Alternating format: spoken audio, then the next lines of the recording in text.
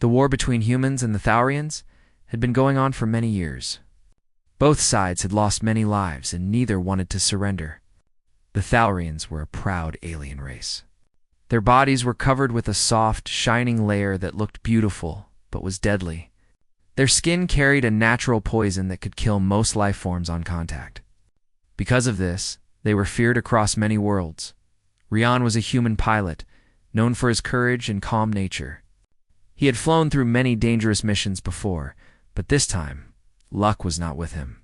During a major battle near the Thaurian capital world, his ship was hit. Smoke filled the cockpit and alarms screamed around him. He tried to control the fall, but the engines were dead. The ship crashed in the wastelands just outside the Thaurian city of Zareth. He woke up hours later, bruised and dizzy. The air smelled different, heavy with strange energy. He tried to move, but his body ached. Before he could reach for his emergency beacon, shadows moved around him. Tall figures with glowing eyes surrounded him. Their armor was smooth and dark blue. He realized he was surrounded by Thaurians.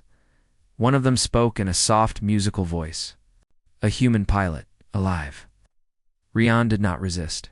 He knew he had no chance against them. He was taken to their city, his hands bound in light restraints. The Thaurian streets were filled with bright crystal towers and floating vehicles. The air shimmered with colors he had never seen before. People stopped to stare at this strange human walking among them. Some whispered, some turned away in fear or anger. Rian was brought before the royal palace. The structure rose high above the city, shaped like a flower made of glass and metal. Inside, everything glowed softly. He was placed in a transparent cell filled with filtered air, so his presence would not harm the Thaurians or be harmed by them. Days passed. Thaurian scientists came and went, studying him through the glass. They asked questions about his species, his biology, and his world. He answered what he could. He was not afraid, but he felt lonely. No one spoke to him kindly. Then one day, everything changed. The door opened, and a new figure entered. She was slender, graceful, and her skin shone like silver in the light. Her eyes were bright green, and there was both strength and sadness in them. She wore a flowing robe that sparkled as she moved. When Rian saw her, he stood silently, unsure who she was. The guards bowed deeply. One of them said, "Princess Velra has come." Rian looked at her in surprise. A princess. He had not expected royalty. Velra stepped closer to the glass and studied him carefully. There was curiosity in her gaze, but also hesitation. "You are the human they found outside the city," she said in a gentle voice. Rian nodded. "Yes, my name is Rian. I should not have survived the crash." "It is strange that you did," she said softly. "I suppose I am lucky," Rian replied. He tried to smile, but her expression did not change. For a moment, there was silence between them. Then she asked, "Do you know what my people are saying about you?" He shook his head. "No, they say you are dangerous. They say your kind cannot be trusted. But I am not sure if that is true." Rian looked at her and said, "I think we say the same about your people." That made her pause. She looked down at her glowing hands. "My people are not like yours," she said. "We cannot touch anyone. Our skin carries venom. Even a drop can kill. It is a gift and a curse. That is why no one comes close to me." Rian looked into her eyes. He could see loneliness there, hidden behind her calm voice. "That sounds sad," he said softly. Velra turned away. "It is how it must be." The princess visited him again the next day. This time she brought a translator screen so they could speak more easily. She asked about human life, about families, oceans, music, and food. Rian told her about rain and how children on Earth played under it. She listened quietly, sometimes smiling, sometimes lost in thought. She told him that her world never had rain. The sky was always clear, filled with energy light. She said she wished she could feel water on her skin, but her poison would make it unsafe for others. "You miss something you have never known," Rian said. Velra looked at him through the glass and said, "Perhaps, but I cannot change what I am." Each day she returned for a few minutes. She always kept her distance, never crossing the safety barrier. Still, Rian could feel she was different from the others. She treated him with respect, not as a test subject. One evening, she arrived without her guards. The room was quiet, except for the soft hum of the lights. Rian was sitting on the floor, humming a human tune. Velra listened. "That sound," she said. "What is it?" "It is a song," Rian said. "It helps when you feel alone." "Does it make you forget your pain?" she asked. "Not forget," he said, "but it reminds me that I am still alive." Velra looked thoughtful. "On my world, silence means peace, but sometimes it feels empty. Perhaps sound could fill that emptiness." Rian smiled. "Maybe you should try it sometime." She tilted her head. "You forget, human. I cannot touch what you touch. I cannot live as you live." Rian looked at her seriously. "You can still feel. That makes you alive. That makes you more human than some humans I know." Velra's eyes softened, but she quickly turned away. "Do not say such things. You do not understand what it means to be me." "And help me understand," Rian said. That question hung in the air for a moment. Then she said quietly, "If I tried to touch you, you would die. My skin carries death. That is why I am alone. Even my family fears me. They call me the untouchable flower." Rian took a deep breath. "Then it is not your fault. You didn't choose this. No one chooses their nature," she said sadly. "I was born this way. My touch is poison. That is all people see when they look at me." Rian's voice was calm but firm. "When I look at you, I see someone who saved my life. Someone who speaks kindly to a prisoner. I see a person, not poison." Velra's breath caught for a moment. No one had ever spoken to her like that. She lowered her gaze, her silver hair falling over her face. "You are a strange human." "Maybe that's a good thing," Rian replied with a faint smile. Velra almost smiled back but stopped herself. "Do not get too close, Rian. My poison does not care about good intentions." "I won't," he said. "But talking is safe, isn't it?" "Yes," she whispered. That became their small agreement. Talking was safe. And so they talked more. Velra began to ask deeper questions. "Do humans ever fear being alone?" she asked one day. "Of course," Rian said. "Sometimes we fear being forgotten more than death itself." "That is strange," she said softly. "We Thaurians are taught to accept solitude as strength. Maybe strength is knowing when to let someone in," he replied. She looked at him through the glass and said, "I cannot let anyone in. Not truly. I would only hurt them." Rian's voice was gentle. "You won't hurt me by talking. You help me remember what peace feels like." For a long moment, they simply looked at each other. The soft hum of the room filled the silence between them. Velra left without another word. That night, as Rian lay in his small cell, he thought about her. She was unlike anyone he had ever met, an alien who carried death on her skin but sadness in her heart. He wondered what kind of life she must have lived, surrounded by beauty yet trapped by danger. In her chamber, Velra sat by her window, staring at the stars. Her thoughts were full of questions she had never dared to ask before. She had met many humans before in council meetings or during war talks, but none like Rian. There was something in his eyes, a kind of calm that made her feel seen, not studied. The next day she came again. This time, she brought a small glass flower. "This is made from the crystals of our world," she said. "It never fades. It cannot be touched by any living hand, not even mine." Rian looked at it closely. "It's beautiful. Reminds me of myself," she said quietly. "Pretty to look at, but dangerous to hold." Rian smiled softly. "Maybe it's just waiting for the right hands." Velra frowned a little. "Do not speak as if such hands exist." "Maybe they do," he said. "You just haven't found them yet." Velra was silent for a moment. Then she said, "You are not afraid of me." Rian shook his head. "Fear is for those who don't understand." "I want to understand." She studied him carefully. "Then listen well, human. My kind cannot be touched. Our poison has no cure. Even our own people die if contact is made. So I say this clearly, do not ever come close to me." Rian looked at her through the glass and said with a calm voice, "Don't worry. I'll stay here." But I still think you're more than your poison. For the first time, Velra smiled. It was small and uncertain, but real.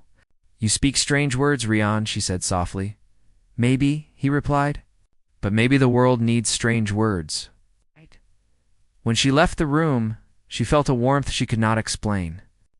For the first time in her life, someone had looked at her without fear. She whispered to herself as she walked away, Don't touch me, I'm poisonous. But deep inside, a small part of her wished that one day someone might be brave enough to try. Velra's question remained in Rian's mind long after she left. She had asked him why humans feared being forgotten, and he had not given her a complete answer. Now, sitting alone in his transparent cell, he thought about it. Maybe humans feared being forgotten because they wanted their lives to mean something. Maybe they wanted to be remembered not just for what they did, but for who they were. The next morning, the soft hum of the door signaled her arrival again. She entered quietly as she always did, her silver glow bright against the white walls. Rian stood to greet her. Good morning, princess, he said politely. She nodded. You may call me Velra when we are alone. It is easier, Rian smiled. Then you must call me Rian, we are even now. Velra tilted her head slightly, a small sign of agreement. I spoke with the council last night. They believe studying you may help us understand human biology better, perhaps even find a cure for some of our diseases. Sounds useful, Rian said. As long as your people don't plan to use me as a lab sample. Her eyes softened. You are not a sample. I would not allow that. He nodded. Thank you. There was a pause before Velra asked. You spoke yesterday about being remembered. Do humans really care about that? Rian said. Yes, we build things, write stories, paint pictures, all so someone might remember us. Even when we are gone, we want to leave something behind. Al-Ra looked down at her shining hands. I can leave nothing behind. Anything I touch is destroyed. Even my own garden had to be made of metal and glass. Maybe what you leave behind doesn't have to be touched, Rian said gently. Maybe it's what you give others, your kindness, your words. Velra looked up, surprised. You think words can last? They can, he said. Sometimes longer than any stone. That thought stayed with her. Over the next few days, their meetings became longer. Rian told stories of Earth, how people worked together, how they fought storms, built cities, and still found time to sing. Velra listened closely, her eyes full of wonder. She said the Thaurians had forgotten how to enjoy small things. Their lives were filled with rules, duties, and isolation. One day, Velra brought a small device to his cell. It projected moving images in the air. This is a memory crystal, she explained. It holds moments from the past. She touched it with a metal glove, and a glowing image appeared. It showed her as a child, playing alone in a bright garden made of crystal flowers. Servants stood at a distance, afraid to come near her. The little Velra laughed, then fell and cried when she scraped her knee. The servants did not move. They could not. No one dared touch her, not even to comfort her. Rian watched in silence. When the image ended, Velra turned off the crystal. That is my first memory, she said quietly. Crying alone because no one could help me. Rian's voice was soft. That must have been hard. It was normal for me, Velra said. But when I hear you speak of families, I wonder what it feels like to have someone hold you when you are hurt. Rian looked at her through the barrier. It feels warm. It feels safe. You know you're not alone. Velra gave a small smile, one that faded quickly. Warmth, safety. Those are things I can never have. Maybe not now, Rian said, but life changes. Maybe one day your people will find a way to cure your poison. Velra shook her head. We have tried for centuries. It is part of what makes us who we are. Without it, we would not be Thaurians. Then maybe you don't need to cure it, Rian said. Maybe you just need someone brave enough not to fear it. Allah. Ra looked at him sharply. Do not speak lightly of such things. My touch means death. Rian's eyes were calm. I believe you, but I don't fear you. Velra stepped back, almost as if his words had pushed her. You should. Everyone does. Not me, he said. Fear makes people blind. I want to see. For a moment, they just looked at each other. Velra felt something stir inside her, something she could not name. She broke eye contact and said, "You are strange, human." "I've been told that before," Rian replied with a small grin. The next day, Velra did not come. Rian waited for hours, wondering if he had said something wrong. He missed their talks, her quiet curiosity, her gentle voice. The cell felt colder without her presence. When she finally returned 2 days later, her eyes looked tired. "I had to attend council meetings," she explained. "They spoke of war again. Some want to use you as a message to your people. They believe your capture gives them an advantage." Rian frowned. "And what do you believe?" Velra hesitated. "I believe peace is still possible, but my father listens to the warlords more than to me." "Maybe he just needs proof that peace can work," Rian said. "Proof?" she asked. "Yes, something to show that humans and Thaurians don't have to be enemies."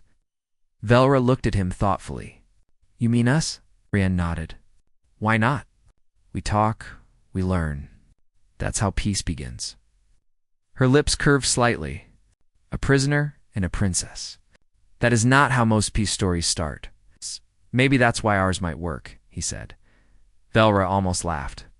It was a soft sound, like distant wind. "You are foolishly hopeful, and you are wisely cautious," he said. "That makes us a good team." The days continued like that. They talked of everything: music, stars, friendship, and fear. Velra began to see that humans were not as reckless as the council said. Rian began to see that the Thaurians were not heartless. They were simply afraid of their own nature. One evening, Rian asked Velra, "If you could touch something without fear, what would it be?" She thought for a long time before answering. "Water," she said. "I would stand in the rain and let it wash over me." Rian smiled softly. "Then when this war ends, I'll show you rain." Velra looked at him. "You promise things you cannot control." "Maybe," he said, "but promises give hope. And hope makes us fight for better days." Velra's eyes softened. "Perhaps that is what makes humans strong. You believe in better days even when everything is dark," Rian replied. "And maybe what makes you strong is that you endure the darkness without losing yourself." Their connection grew stronger. Even though a barrier still separated them, it no longer felt as wide as before. Rian began to feel that her visits were the only bright part of his days. Velra felt something similar, though she refused to name it. One night, Rian woke to the sound of alarms echoing through the palace. Red lights flashed outside his cell. Velra entered moments later, her robe moving like liquid light. "What's happening?"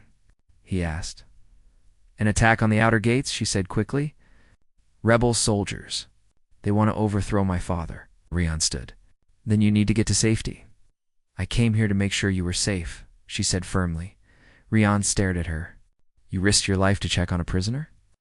Velra hesitated. "You are not just a prisoner anymore, Rian." Before he could answer, the wall shook from an explosion.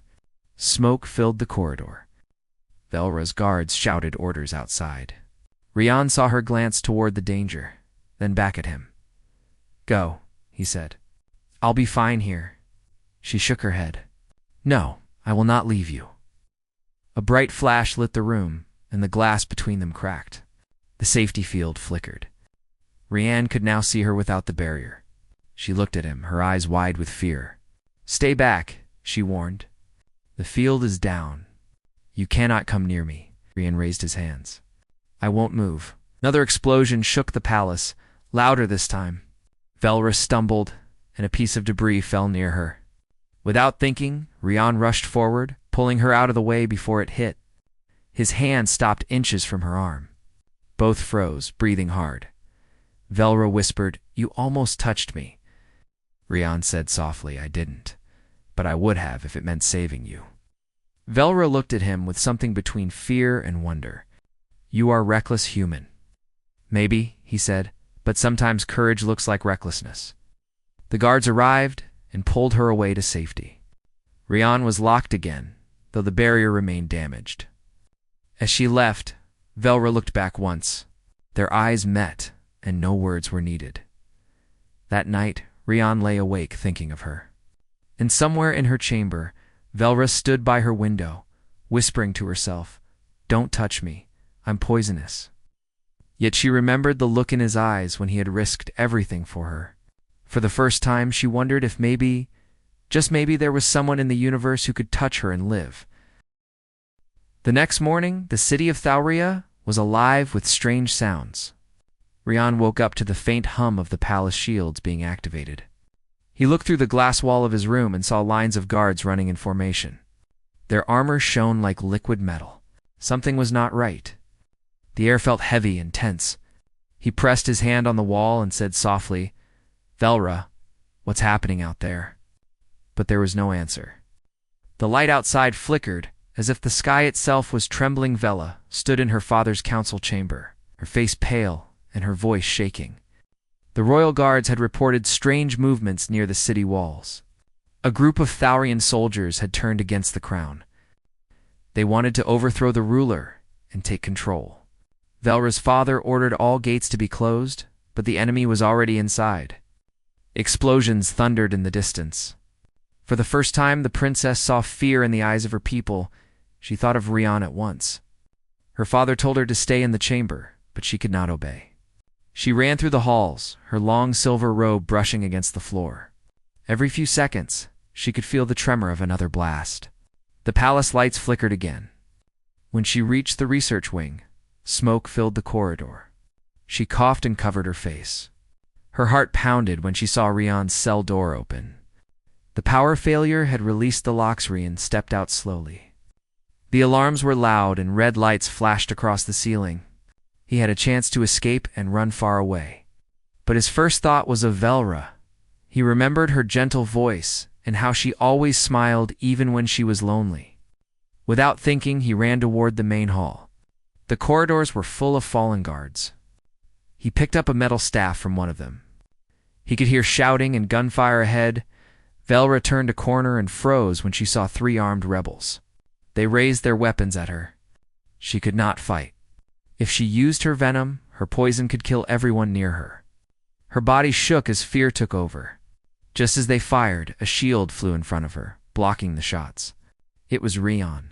He held the shield with both hands, the energy blades bouncing off it. He shouted for her to run, but she stood frozen, tears filling her eyes.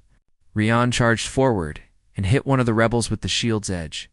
The others hesitated, not expecting a human to fight like that. One of the rebels pulled out a plasma spear and threw it. Rian caught it with his hand, and the heat burned his skin, but he did not let go. He turned and struck the rebel down. Velra gasped and took a step forward, forgetting the danger of her own touch. When the last attacker fell, she ran to Rian's side. His hand was bleeding, the skin burned black. She tried to help but pulled back instantly, afraid of harming him. Rian smiled even through the pain. "I told you I'm not afraid of you," he said softly. She wanted to cry. More blasts shook the palace. The floor beneath them cracked. Rian helped Velra stand and guided her through the broken corridor. Every step was a struggle. The power was failing fast. Smoke and fire filled the halls. Velra could hear the screams of her people. Her heart hurt. She looked at Rian and saw determination in his eyes. Even in the middle of chaos, he was calm. He kept saying that they would make it out. She had never seen such courage before. It made her chest tighten with something she had never felt before. They reached the royal garden that connected to the escape tunnel.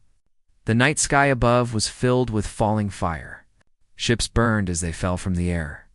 Rian looked around and spotted enemy soldiers near the gate. There were too many of them. Velra whispered, "You can go through the tunnel. You can escape." But Rian shook his head. "Not without you." She tried to argue, but he stepped closer. "You've spent your whole life locked behind walls. Not this time. You deserve to live free." His words made her speechless. No one had ever spoken to her like that before. The enemy soldiers moved closer. Rian grabbed a broken spear and stood ready. Velra could not fight beside him. If she touched him, or anyone else, they would die. She felt useless and helpless. She watched as Rian fought with all his strength. He dodged one strike, blocked another, and used his shield to push back to enemies at once. His body moved with raw instinct and courage. But there were too many. A blast hit his shoulder, and he fell to one knee. Velra screamed his name, and that moment something inside her broke. She stepped forward despite her fear. The air around her began to glow faintly as her venom aura activated. The rebels hesitated, knowing what she was. Rian looked up, his vision blurry, and saw her standing like a bright figure in the smoke. "Velra, stop," he said weakly. "You'll hurt yourself." But she didn't listen. She spread her arms and shouted for the soldiers to leave. Her voice echoed across the garden. The rebels backed away slowly, afraid of her touch. Rian managed to stand and pulled her back toward the tunnel entrance. They had only moments before more attackers arrived. They reached the tunnel, but an explosion from behind threw them both to the ground. The roof collapsed. Rian threw himself over Velra to protect her. Heavy stones and metal fell, trapping them beneath debris. Dust filled the air. Velra coughed, trying to move, but she was stuck. Rian groaned beside her. His arm was bleeding again. He tried to lift a beam, but it wouldn't move. Velra saw the fear in his eyes for the first time. "We can't stay here," he said. "There's fire coming." She nodded, trembling. "I can melt the metal," she whispered. "But if I do, I might touch you." Rian smiled faintly. "Then I'll take my chances." Velra hesitated. All her life she had been told that her touch was death, but Rian looked at her with complete trust. She felt her chest tighten again. She took a deep breath and placed her glowing hands on the metal beam. The venom hissed and burned through it. She could feel her energy fading. Rian reached out and steadied her shoulder. His skin brushed hers for a split second, and she froze. Nothing happened. No pain, no death. Just warmth. The beam fell aside, and they were free. Shay looked at him in disbelief. "You're not hurt." He looked at his hand and smiled. "Maybe humans are harder to kill than you think." She laughed weakly, tears streaming down her face. The world above them burned, but for a moment, everything else disappeared. They helped each other out of the tunnel. The city was still under attack, and ships roared overhead. But Velra and Rian kept walking, toward the open field beyond the palace walls. For the first time, they stood side by side, breathing the same air without barriers between them. As they reached safety, Rian collapsed from exhaustion. Velra knelt beside him, afraid to touch him again. He opened his eyes slightly and said, "See? I told you. I'm still here." She smiled through tears. "You saved me." He tried to speak, but couldn't. She looked toward the burning city and felt a strange mix of pain and hope. The war was not over yet, but something inside her had already changed. A human had touched her and lived. The impossible had happened. Somewhere deep in her heart, she knew the world would never be the same again. Again, Rian's courage had broken the wall between them. Not just the wall of fear, but the wall of belief that had kept her isolated all her life. She looked at him, lying unconscious beside her, and whispered, "You are not like the others. You are not afraid." The wind blew softly, carrying the smell of smoke and metal. Above them, the stars flickered faintly through the dust-filled sky. Velra took one last look at the palace before turning away. The world she knew had fallen, but a new one was beginning, and it began with a single human who refused to run away. The city of Thauria was in ruins. Smoke rose from the once shining towers, and the sound of sirens echoed through the cold metal streets. Rian and Velra hid inside an abandoned shelter outside the palace walls. The night sky above was red and full of falling debris. The air was heavy with the scent of fire and ash. Velra sat near a broken wall, her hands glowing faintly, while Rian rested against a metal pillar, his shoulder wrapped in torn fabric. His wounds hurt, but he tried not to show it. Velra watched him silently. The events of the battle played again and again in her mind. Rian had touched her and survived. That was not supposed to be possible. Every story, every rule, every law said her poison killed anything alive. Yet he lived. She wondered if fate was playing some strange game with them. "Are you in pain?" she asked softly. Rian smiled weakly. "Pain means I'm still alive. So, I'll take it." Velra looked down. "You should rest. Your body needs to recover." He nodded, closing his eyes for a moment. The air was quiet, except for the distant rumble of explosions. After some time, Velra spoke again. When I was a child, I once tried to save a bird. It fell near my window. I picked it up, and it died in my hands. That was the day I stopped touching anything alive. Rian opened his eyes. That's a heavy thing for a child to carry, she nodded slowly. Since then, I've always been alone. People looked at me with fear, not hate, but fear. It hurts more than hate, Rian said gently. I think you've been braver than anyone in your world. Velra turned to him, her eyes reflecting the flickering firelight. Why do you say that? Because you keep caring, Rian said. Even when your world tells you not to. You still hope. That takes courage. She was quiet after that, but a small, fragile smile appeared on her lips. They stayed in the shelter until morning. When the sun rose, the red light of the burning city faded into a soft blue glow. Velra stood and looked toward the palace. I have to go back, she said. My father and the council. They could be trapped or worse. Rian shook his head. You can't go alone. The rebels might still be inside. I don't want you to risk your life again, she said firmly.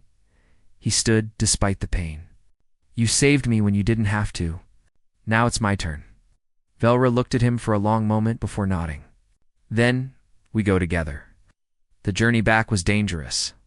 The city streets were full of rubble, fallen machines, and wounded soldiers. They moved quietly through the ruins, helping where they could. Rian lifted debris to free trapped guards, while Velra used her power to dissolve barriers blocking their path. Every time her glowing hands touched the metal, Rian felt uneasy, but also amazed. Her poison, which once symbolized death, was now their way to survive. At the palace gate, they found it heavily guarded by rebels. Velra studied the pattern of their patrols. We can't fight them all, she whispered. Rian nodded. Then we need a distraction. He found a damaged transport drone lying nearby. He worked quickly, connecting wires and adjusting controls. Velra watched, confused. You can fix machines? Rian grinned slightly. Humans break things so often that we learn how to fix them fast. The drone rose into the air with a spark of energy and flew toward the gate. When it exploded, smoke filled the area. Rian grabbed Velra's hand without thinking and pulled her forward. They ran through the cloud, entering the palace before the guards could react. Only after they were safe inside did they realize they were still holding hands. Velra froze, staring at their joined fingers. Rian quickly let go. Sorry, he said. She looked at her hand, then at him. You touched me again? And I'm still alive, he said softly. Velra's heart raced, though she didn't understand why. Inside the throne hall, the scene was heartbreaking. The great crystal pillars were shattered, and the king's guards lay scattered across the floor. Velra rushed to the throne. Her father sat slumped, weak but alive. When he saw her, his eyes widened. Velra, he whispered, you should have escaped. I couldn't, she said, kneeling beside him. I had to come back. The king looked past her and saw Rian. His voice grew hard. The human. Why is he here? He saved me, Velra said quickly. More than once. Without him, I would be dead. The king stared at Rian. Then perhaps I owe you a debt, human. Rian bowed slightly. I'm not here for rewards, sir. I just want to stop this war. The king sighed deeply. It may already be too late for peace. Maybe not, Rian said.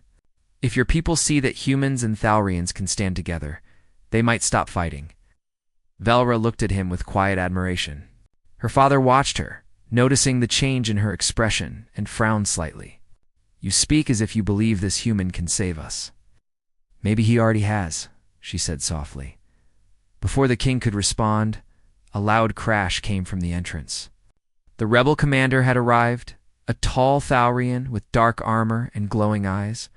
So, the poisonous princess still lives, he said coldly, and she hides with a human. How fitting. Rian stepped forward, holding a fallen guard's weapon. Leave her out of this. You want to rule? Then face someone who won't run. The commander laughed. You think you can challenge me, human? I don't need to win, Rian said. I just need to buy her time. The battle began. The commander moved fast, striking with glowing blades. Rian blocked and dodged, but he was slower. Sparks flew as metal clashed. Velra shouted for him to stop, but he didn't. She could see blood on his arm again. Then the commander turned toward her father, raising his weapon. Velra screamed and ran forward. Her body glowed brighter than ever before. The poison field around her flared like silver fire. The commander tried to strike her, but the moment his weapon touched the glow, it melted away. He stumbled back, terrified. Velra's voice rang through the hall. This ends now. Her power filled the room, but instead of killing, it spread like light, dissolving the weapons and stopping the fight. Everyone froze, staring at her. For the first time in Thaurian history, her poison didn't bring death. It brought silence, peace, and awe. The commander fell to his knees. What are you? He whispered. Velra looked at her glowing hands. Maybe something new. Rian, bleeding but standing, smiled weakly. Told you weren't a curse? The king looked at his daughter with pride and disbelief. Velra, you've changed.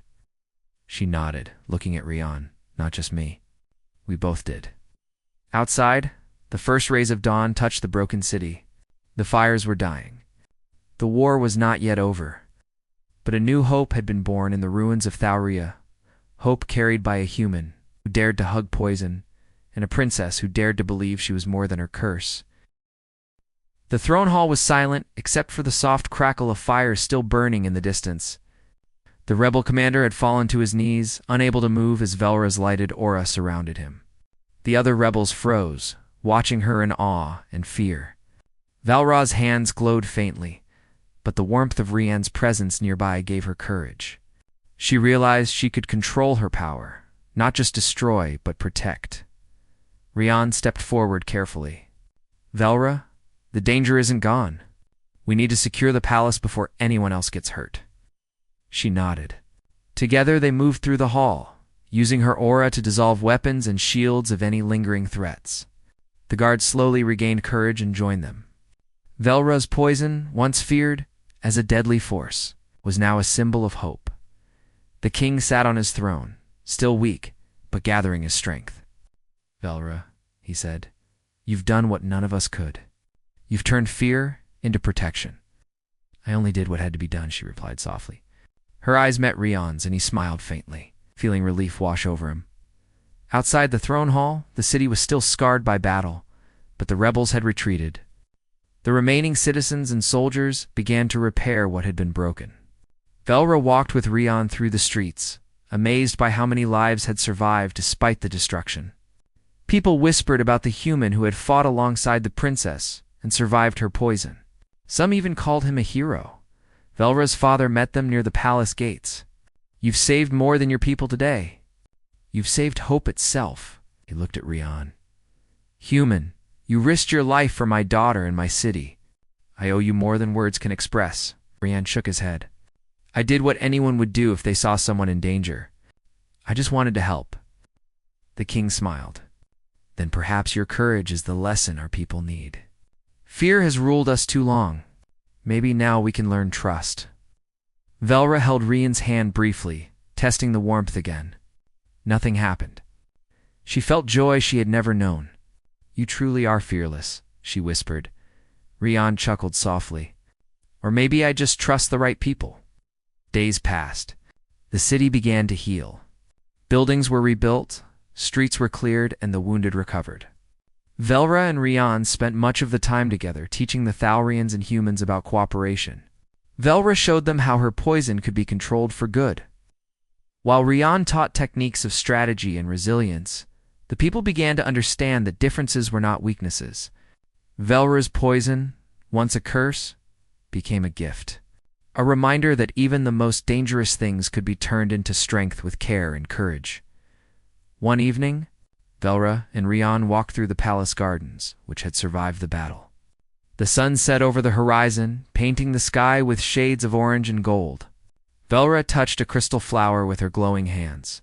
It didn't wither. She laughed softly. You see, Rian said, even poison can create life when used carefully. Belle returned to him. I never thought I would see this day. I never thought I could touch without causing harm. You've changed, Rian said.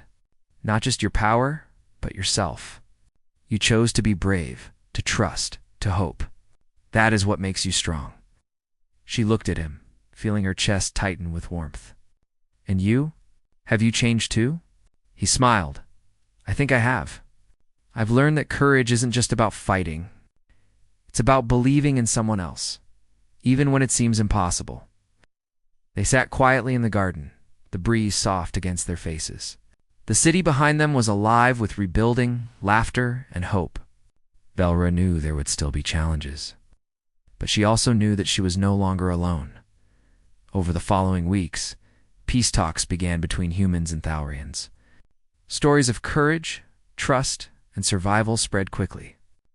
Rian's name was known among the people as a symbol of bravery, while Velra became a legend not just for her poison, but for the heart she had shown in controlling it one morning. As they walked through the palace corridors, Velra stopped and looked at Rian. Do you think it will always be like this? Peaceful? Rian shook his head. Life is never perfect. There will always be challenges. But now, we know we can face them together. Velra smiled, her heart lighter than it had ever been. Together, she said, and for the first time she meant it without fear. The city continued to thrive. Children played in the streets, soldiers trained to protect, and citizens worked side by side. Velra and Rian became leaders, not by title, but by example. They taught that trust could overcome fear, that courage could overcome despair, and that even a deadly poison could be a force for good.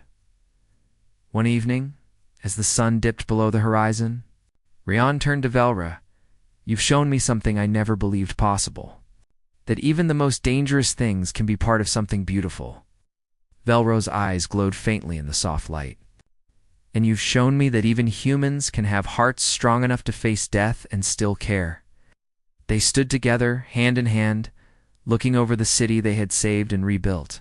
The stars began to appear in the sky, one by one, like sparks of hope. Velra whispered, Thank you, Rian. He smiled softly. No, thank you, Velra, for letting me be part of this story. And in that moment, surrounded by the calm after the storm, the princess and the human understood that courage, trust, and love could survive even the darkest of times. Their bond was no longer defined by fear, poison, or walls. It was defined by hope, strength, and the knowledge that together they could face anything the universe threw at them. The city of Thauria was no longer just a place of rules and fear. It was a home, a symbol of what could be accomplished when differences were embraced and trust was given freely. Velra's poison, once feared, became a testament to control, responsibility, and care. Rian's bravery became a reminder that courage could inspire change in even the most hardened hearts. The sun rose the next day over a peaceful Thauria. The battle was behind them, but the story of a human and a princess who defied fear would be remembered forever. Together, they had turned a tale of poison and danger into a story of hope, friendship, and the power of the human heart.